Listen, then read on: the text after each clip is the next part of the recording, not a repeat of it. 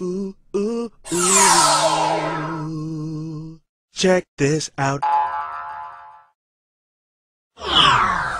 We're back, and you're back, and we're here at the mailbag. We're dealing with the mail that comes here to the Dean Show. I'm your host, Yusuf Estes, and we've been talking about the subject of the Jews and Christians and their treatment in Islam. And what we find is in the Quran some words that are being misunderstood because of translations. Highly recommend to all of you to learn the Arabic language. If you learn the Arabic language, then people can't trick you anymore, and you'll know what it really says, okay? We have a website for that called ArabicInEnglish.com. ArabicInEnglish.com. You can use the English you already know to start learning something about Arabic. You'll feel a lot more comfortable. I know I do. Now let's come to the next subject.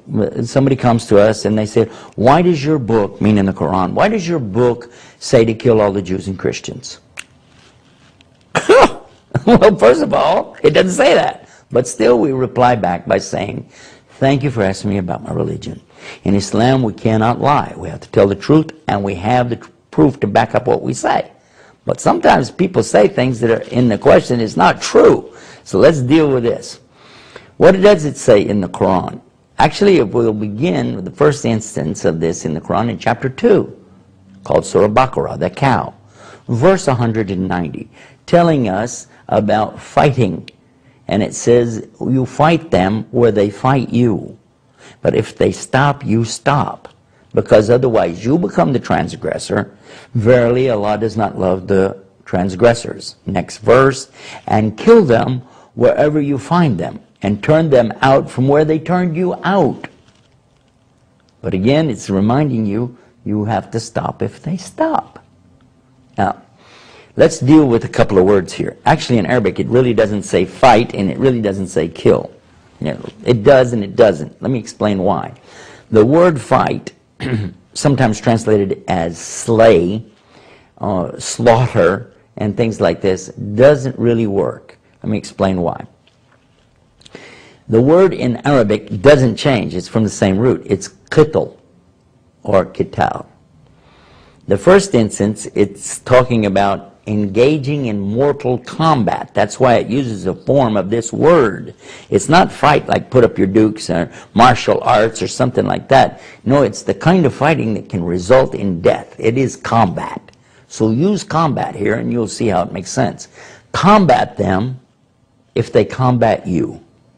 But if they stop, then you stop. Otherwise, you're the transgressor. Move to the next verse. Kill them in combat if they're killing you in combat. But again, if they stop, you have to stop.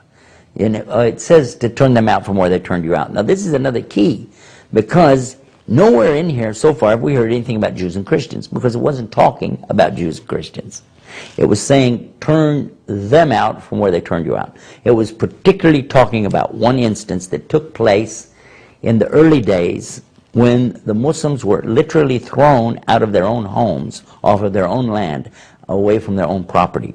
Their property and all of the contents was seized by these people, the pagan idolaters of Mecca, their own relatives.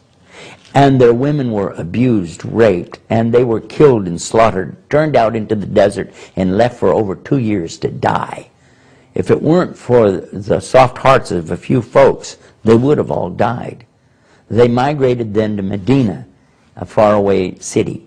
And in that place, they were able to become stronger. There were more people that came into Islam, and they wanted to perform what is called pilgrimage or Hajj to Mecca. They went, but they were turned away and said, you can't come and do your religious rituals here. Even though everybody else in the whole world could come there. All kinds of religions could come and do it, but they wouldn't let these Muslims from Medina do that. They made an agreement with them, and the agreement was very much slanted in favor of the Meccans. And yet the Meccans, even then, broke their agreement later. So the Muslims wanted to go, and they wanted to perform their holy pilgrimage or Hajj to Mecca.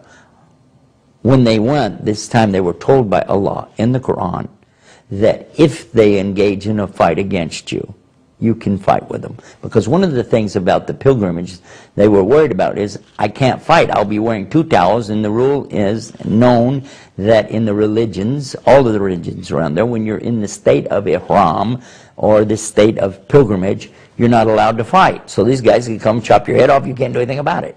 But here comes the verse saying, no, no. If they fight you, then you can fight them back in combat. Even though you're wearing the 2 towels, you can still fight. You can carry your sword with you. Okay? Then, if they're killing you, even you can go to that extent. It continues, though, in the next verse after that, saying, but don't do this.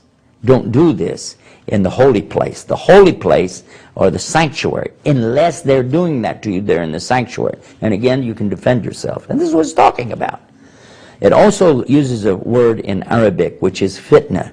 It says this qitl, this kind of combat and killing, is still not as bad as the fitna that's going to be caused if you don't do it. Because when people are killing you, this is a fitna. And you must respond back. So anytime there's acts of aggression or terrorism against you and the Muslims in general, then you've been ordered now to go and fight back and stop it as much as you can, and then if they stop, you have to stop. I hope this clarified some of the questions you might have on this subject, and if you have more about this, I want you to visit our internet website to get clarification. Go to the IslamNewsroom.com and type in this word, harsh, in the box, and they'll give you the harsh questions. You get a list of them. Or in this case, what you want to type in is combat to get this particular story. Until next time, this is Yusuf Estes saying peace. Peace be upon you. Wassalamu alaikum.